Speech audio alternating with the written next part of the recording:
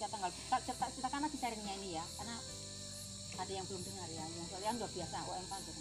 Tanggal 20 Agustus tahun lalu saya dipanggil malam hari Selasa, saya bisa dari sini ya, saya udah lapar banget, lapar, ngantuk, capek gitu loh, karena saya pulang setengah 9 dari gereja, dan saya makan sedikit, langsung saya pergi ke kamar mau tidur, langsung saya doa dulu koronka. Doa koronka itu bagi saya untuk mendoakan mereka yang sudah tidak ada, mereka yang sudah meninggal. Saya doakan 2 kali satu hari, pagi hari saya bangun sama malam hari aku tidur itu untuk mereka yang sudah meninggal. Saya lagi berdoa dipanggil sama Almas, sekitar 2 kali itu saya keluar, Almas ya kata saya, tuh niat ngapain, tunggu-tungguan gitu loh, rumah itu denger gitu loh, padahal nggak ada suara kata Teresa, kami hanya berdoa, aku sama Teresa aja. Udah gitu saya masuk kamar lagi, saya lanjutkan doa koronka saya. Terus di luar tuh orang banyak banget, suaranya banyak banget, yang kedengaran banget suaranya Tiris dah. Nah, hati-hati lah. Udah itu suaranya Bunur Pak Tambang itu lah. Nah, waktu mati ada orang tua muridnya, orang tua ini lagi OMK lah. Terus pintu mobil itu ngeleng gitu kan, waduh ini ditutup lagi ini.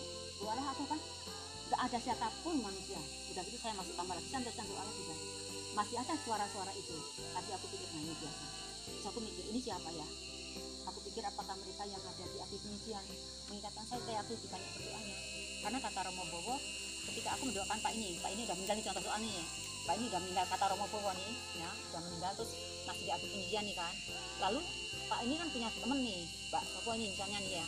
Nah nanti Mbak ini juga minta saya minta doain lah gitu kan. Nah itu kata Romo Bowo, nggak tahu kebenarannya.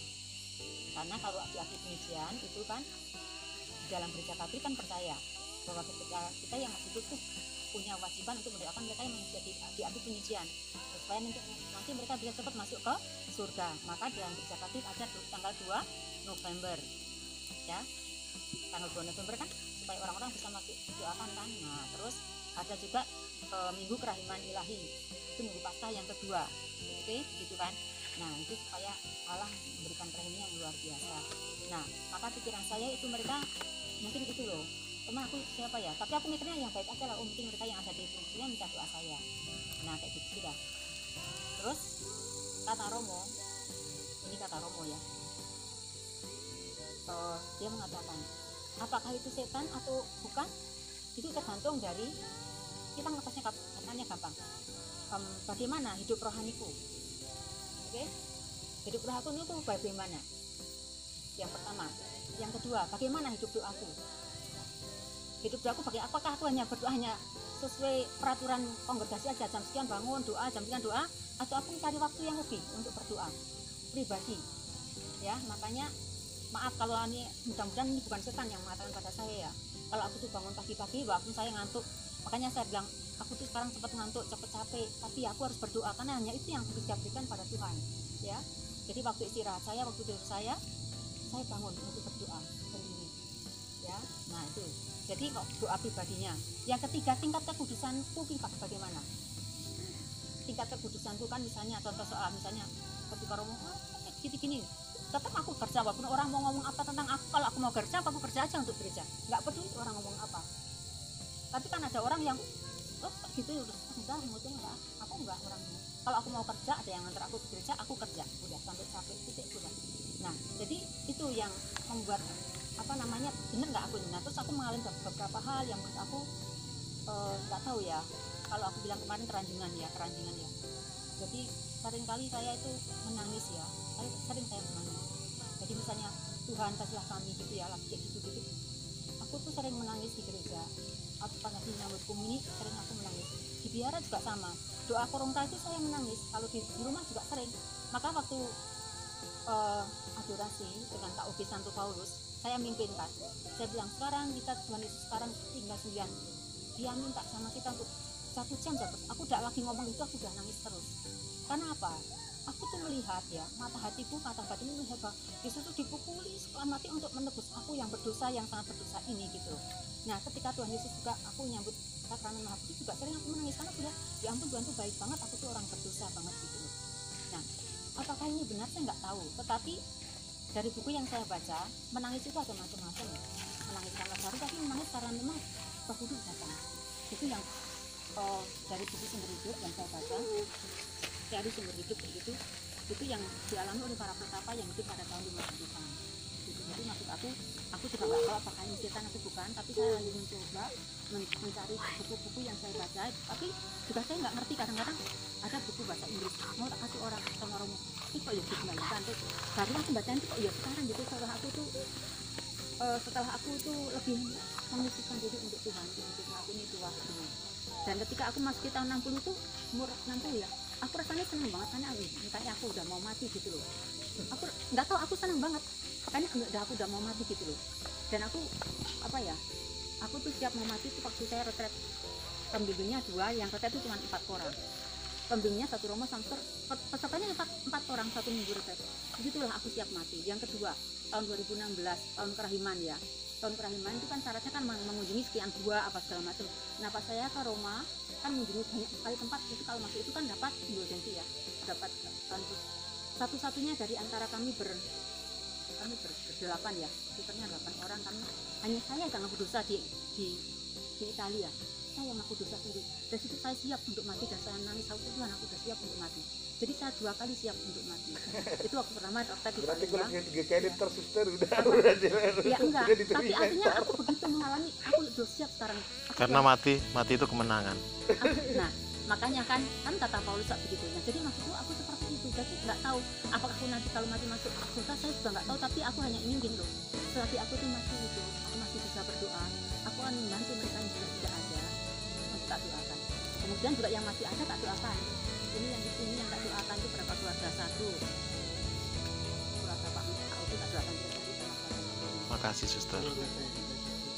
Makanya itu gini loh, orang-orang yang aku tahu kalau OMK kan kadang-kadang cerita ya, jadi orangnya tidak tahu, tapi OMK-nya cerita sama aku, jadi aku tahu keluarga itu, tak sebutin ya, aku berdoa walaupun mereka nggak tahu. Makanya teman itu benar. Dan saya kalau aku belum berdoa itu aku merasa dikasih untuk doakan, walaupun doa saya juga nggak ada pengaruhnya mungkin ya, tapi paling tidak kita itu bisa menghadapi masalah itu dengan berat ya, tetap berat ya, tapi mungkin bersama Tuhan gitu loh. Itu yang saya alami gitu. Jadi aku melihatnya seperti itu dan rasanya aduh luar biasa gitu loh. Jadi ya udah, orang mau ngomong apa tentang saya silahkan monggo, tapi saya nggak peduli omongan orang, tapi ini yang gitu. Maka selalu saya katakan juga kalau misalnya mau berbagi, ngapain capek-capek gitu. Ya kalau mau Tuhan kok capek. Dan saya setiap hari mesti baca suci rohani ya, macam-macam yang saya baca, yang kalau yang Santa Faustina itu yang membuat aku terakhir ya, itu halamannya 1050 halaman. Tapi buku yang lain saya baca ini Santa, jadi ketika aku baca Santa para kudus itu saya merasa aduh aku ini belum apa-apa, jadi aku mau itu. Jadi bahasa punya, aku berbagi begini, maksudnya supaya kita juga mau berbagi seperti ini, artinya supaya ketika kita kerja nggak usah mikir. Kalau kerja untuk Tuhan nggak usah gitu. Bagi saya kotor kan? Maka aku nggak peduli orang mau mencari aku, terserah nggak penting. Aku kerja bukan untuk si A si B, tapi saya untuk Tuhan. Karena bagi saya Yesus itu adalah Yesus sudah benar, tapi juga mati disalib, apalagi aku nih orang Yesus. Jadi nggak tahu.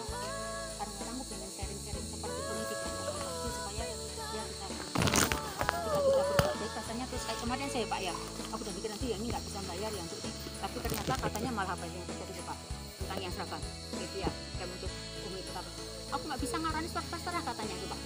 Artinya nggak bayar pun nggak masalah loh kalau orang sampai hati gitu, dan orang itu uangnya nanti nggak akan diberikan kepada si orang itu, akan diserahkan lagi ke anak sekolah minggu kan, artinya itu luar biasa gitu loh. Dan itu saya mengalami hal yang bagi saya luar biasa, tapi memang aku harus memberikan dulu gitu loh, memberikan dulu waktu saya, tenaga saya, semuanya gitu harus saya berikan, baru nanti orang kayak gitu menurut aku sih. Tapi sekali lagi itu bukan karena aku, tapi karena Tuhan luar biasa gitu.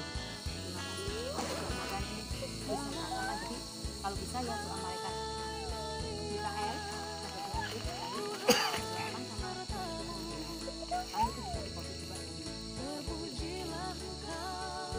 jadi kalau aku di dalam bis juga, kalau aku nggak tidur pasti aku berdoa, entah pakai rosari apa tidak. Kadang-kadang aku pakai rosari yang termasuk kayak apa nih, cincin gitu aja berdoa. Makanya doa aku macam-macam, kalau kita kan doanya macam-macam ya. Sekarang tahun apa namanya tuh, sekarang tahun Santo Yusuf kan, tadi kami doa rosario Santo Yusuf setengah jam lebih itu rosario Santo Yusuf, tapi kami ada bukunya ya. Jadi kalau aku doa ini rosario biasa ya, rosario